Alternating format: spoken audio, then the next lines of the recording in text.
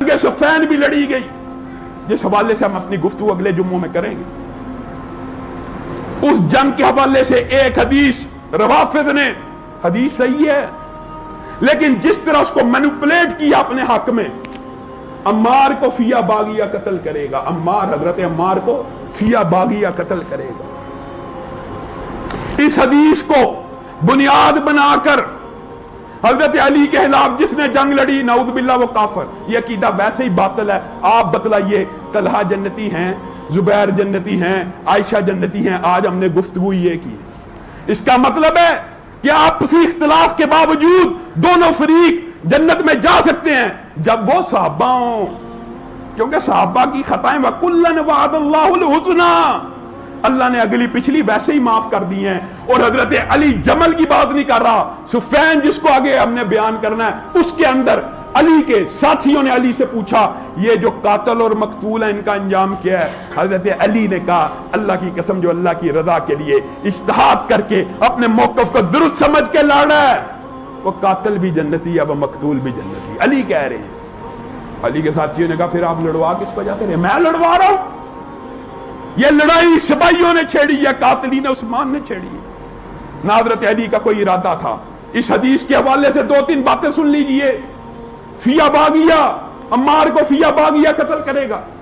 محدثین مفسرین نے اس کی بہت سی تشریحات کی ہیں۔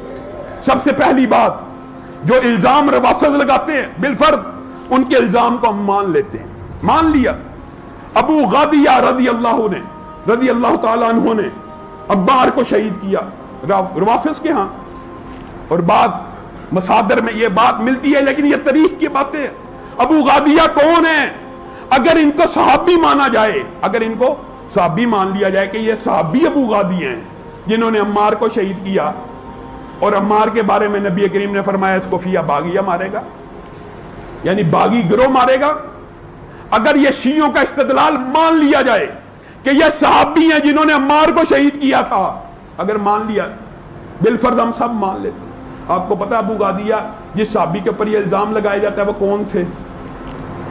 وہ بیعت رضوان کے اندر موجود تھے، جن کے بارے میں اللہ نے اپنے قرآن میں کہہ دیا ہے رضی اللہ عنہم ورضوا عنہ، اللہ ان سب سے راضی ہو گیا ہے، یہ جو مرضی کرتے رہے اللہ ان کو جنت میں داخل کرے گا۔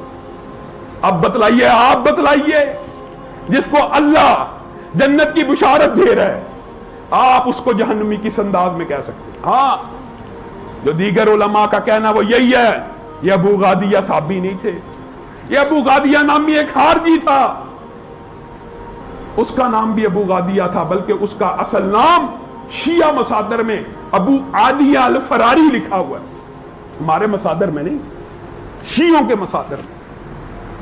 ایک طرف الزام لگاتے ہیں عمار کو ایک صحابی نے۔ یہ فلسفہ کیوں گڑا جاتا ہے؟ آپ کو پتا یہ کیوں گڑا جاتا ہے؟ یہ اس لیے گڑا جاتا ہے کہ کسی نہ کسی طرح صحابیت کے اوپر چوٹ لگائی جائے اور لوگوں کے دماغ میں یہ بات ڈالی جائے کہ نعوذ باللہ ثم نعوذ باللہ کسی صحابی کے بھی جہنم میں جانے کے لیے ہے۔ وَكُلًّا وَعَدَ اللَّهُ الْحُسْنَىٰ، ہر صحابی کے ساتھ جس نے نبی کریم صلی اللہ علیہ وسلم نے کو جیتے جی جن آنکھوں نے نبی کے چہرے کا دیدار کر لیا، اللہ نے ان آنکھوں کے اوپر جہنم کو حرام کر دیا ہے۔ کیسے جائیں گی وہ آنکھیں؟ ایمان والی نہیں جا سکتی۔ جنہوں نے نبی کے چہرے کا دیدار کر لیا وہ جہنم میں نہیں جا سکتے۔ اور اگر تم یہ ابو غادیہ بیعت رضوان والے کہتے ہو، ان کے بارے میں تو الگ بھی قرآن کی آیت موجود ہے۔ گویا یہ سارا فلسفہ اس لیے گڑا جاتا ہے کہ کسی نہ کسی صحابی کو نعوذ باللہ انہوں نے جہنم میں پہنچا دیا، نعوذ باللہ۔ یہ باطل اور فاسد نظریہ، اس حوالے سے انشاءاللہ اپنی گفتگو کو جاری رکھیں گے، اور انشاءاللہ آئندہ آنے والے خطبات کے اندر جنگ صفین، تحکیم اور خوارج کے ساتھ جو حضرت علی کی جنگیں ہوئی اس کو بھی بیان کیا جائے گا۔ خوارج نکلے کیوں، ان کی وجوہات اور اسباب کیا تھی، انشاءاللہ آئندہ آنے والے خطبے میں اس کو بیان کیا جائے گا۔ اللہ رب العزت جو کہا گیا، جو سنا گیا، جو فلسفہ آج بیان کیا گیا ہے کہ یہ جھوٹ ہے کہ صحابہ اگر آپس میں جنگ کرے تو ایک جہنمی ہوتا ہے ایک جنتی ہوتا ہے، دونوں جنتی ہو سکتے ہیں اور ہوتے ہیں، دونوں جنتی ہوتے ہیں۔ اگر صحابی ہوں گے تو جنتی ہوں گے، یہ عقیدہ باطل اور فاسد ہے۔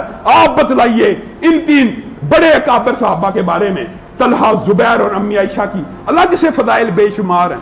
انشاءاللہ کبھی وقت آئے گا اس کے بارے میں بھی مفصل گفتگو ہوگی. اللہ جو کہا گیا جو سنا گیا اس